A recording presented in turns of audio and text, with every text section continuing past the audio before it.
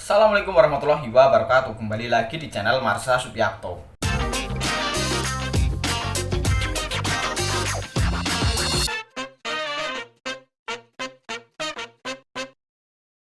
Pada kesempatan kali ini kita akan kembali membahas informasi menarik.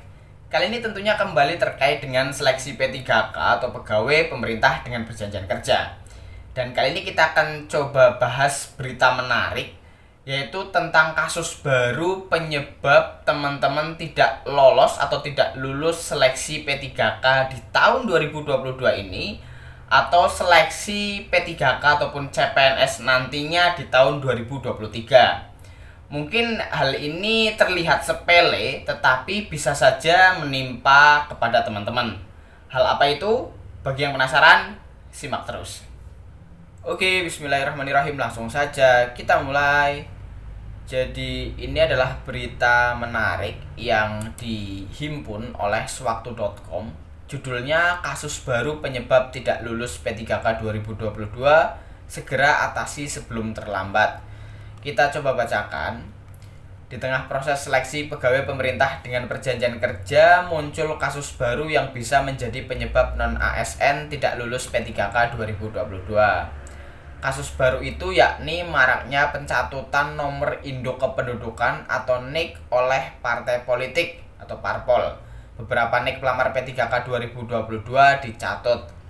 Pelamar P3K 2022 yang namanya dicatut oleh parpol harus segera mengambil sikap.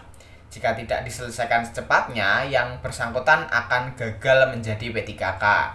Peraturan Pemerintah Nomor 49 Tahun 2018 tentang manajemen P3K mensyaratkan pelamar P3K tidak menjadi anggota atau pengurus parpol atau terlibat politik praktis. Meskipun pelamar P3K, khususnya P3K guru dan P3K tenaga kesehatan telah melewati tahapan seleksi administrasi, bukan berarti mereka sudah aman. Undang-Undang Nomor 5 Tahun 2014 tentang Aparatur Sipil Negara dan PP Nomor 49 Tahun 2018 melarang P3K terlibat politik praktis. Terlebih, pelamar yang lulus seleksi P3K 2022 kelak akan melakukan pemberkasan untuk pengusulan nomor induk pegawai atau NIP. Apabila berkas peserta dianggap tidak memenuhi syarat, akan dinyatakan gagal menjadi P3K. Salah satu penyebab gagal menjadi P3K adalah terbukti sebagai anggota atau pengurus parpol atau terlibat politik praktis. Karena itu, pelamar P3K harus memastikan NIK dan namanya tidak dicatut sebagai anggota parpol. Tenaga non-ASN atau honorer yang menjadi pelamar P3K dianjurkan untuk mengecek NIK mereka di website resmi KPU. Berikut cara cek NIK dan nama anggota parpol di website KPU. 1. Buka website https://infopemilu.kpu.go.id/. 2. Klik menu cek anggota parpol. 3. Masukkan NIK. 4. Klik cari. Setelah mengklik tombol cari, Anda akan diarahkan ke halaman baru yang berisi notifikasi. Lihat keterangan pada bagian bawah apakah benar terdaftar sebagai anggota parpol atau tidak. Bagi pelamar P3K yang terdaftar sebagai anggota parpol tanpa sepengetahuannya, segera ajukan tanggapan. Saya juga sudah buat video tersendiri berkaitan dengan bagaimana cara mengecek apakah kita terdaftar sebagai anggota parpol atau tidak. Teman-teman bisa lihat video saya tersebut. Isi form tanggapan yang disediakan oleh KPU. Kemudian berikan tanggapan pada kolom tanggapan atau masukan. Berikut cara memberikan tanggapan terhadap data anggota parpol di website KPU. 1. Buka situs https://helpdesk.kpu.go.id/tanggapan. 2. Pilih tahapan penetapan partai politik. 3. Pilih tingkat satuan kerja. 4. Tuliskan nama. 5. Tuliskan nomor identitas. 6. Pilih jenis identitas, KTP, SIM, paspor. 7. Unggah file salinan identitas. 8. Isi tempat lahir. 9. Isi tanggal lahir. 10. Pilih jenis kelamin.